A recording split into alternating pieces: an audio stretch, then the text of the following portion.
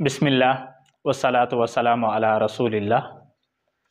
जैसा कि पिछले सबक में मैंने बताया था कि सबसे पहले वो रसा की किस्मों में से ज़वील फ़ुरूज़ को पढ़ने जा रहे हैं तफसीली तौर पर।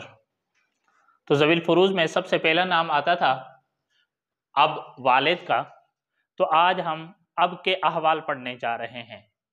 अहवाल अब की 3 हालतें और 4 सूरतें हैं।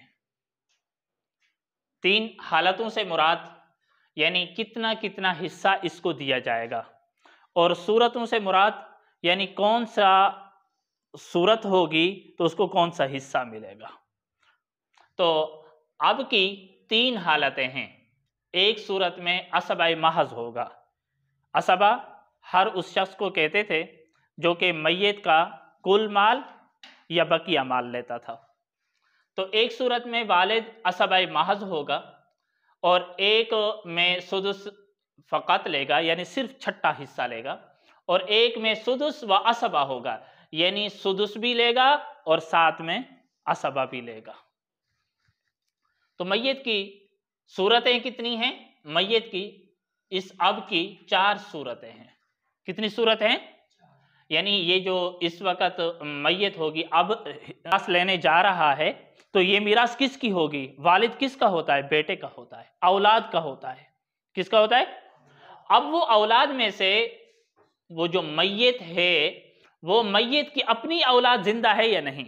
यानी अब के सारे ये जो हालतें हैं, असबा महज ले रहा होगा, सुदुस फ़कत ले रहा होगा, या सुदुस व असबा दोनों ले रहा होगा, हम किसको देखकर? ये मैयत की औलाद जिंदा है या नहीं। यानी अब के अहवाल मुनहसिर हैं, अब के अहवाल की रद्दोबदल हो रही है मैयत की औलाद पर। मैयत की औलाद है या नहीं? अगर है तो मुज़क्कर और मुअन्नस दोनों हैं, या सिर्फ मुज़क्कर है या सिर्फ मुअन्नस है। तो ये 4 सूरतें बनती हैं। मैयत की औलाद जिंदा है या नहीं। तो पहली सूरत है, अगर मैयत की औलाद जिंदा नहीं है, यानी वालिद है, वालिद की औलाद में से कोई मर गया, अब उस मैयत के कोई औलाद भी नहीं है। मैयत की कोई औलाद न मुज़क्कर है न मुअन्नस है।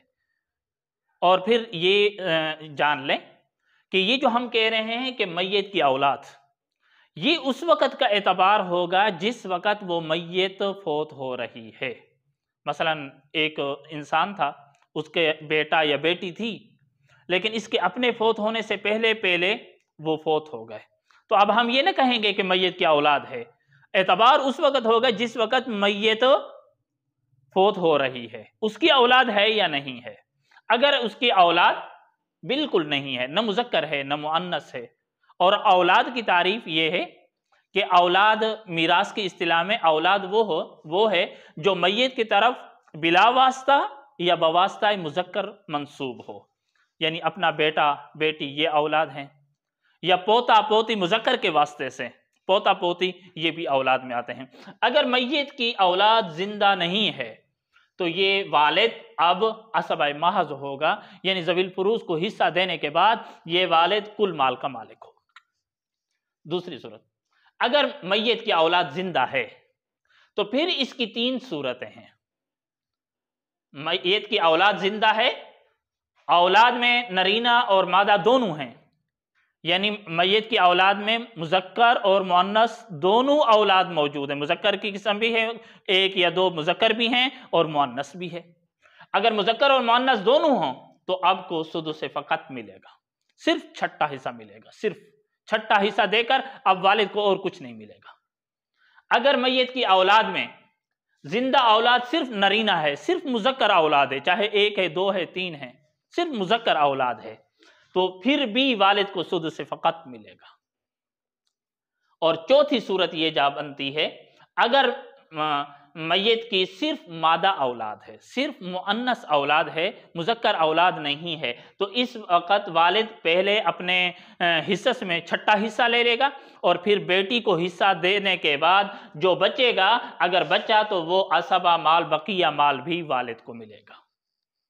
ये वालिद के अहवाल हैं कि वालिद के अहवाल کہ یہ تین حالتیں عصبہ محض، سدس فقط اور سدس و عصبہ، یعنی چھٹا حصہ لیتا ہے، یا تو چھٹا حصہ صرف چھٹا حصہ لیتا ہے، یا چھٹا حصہ اور عصبہ لیتا ہے، یا محض عصبہ ہوتا ہے۔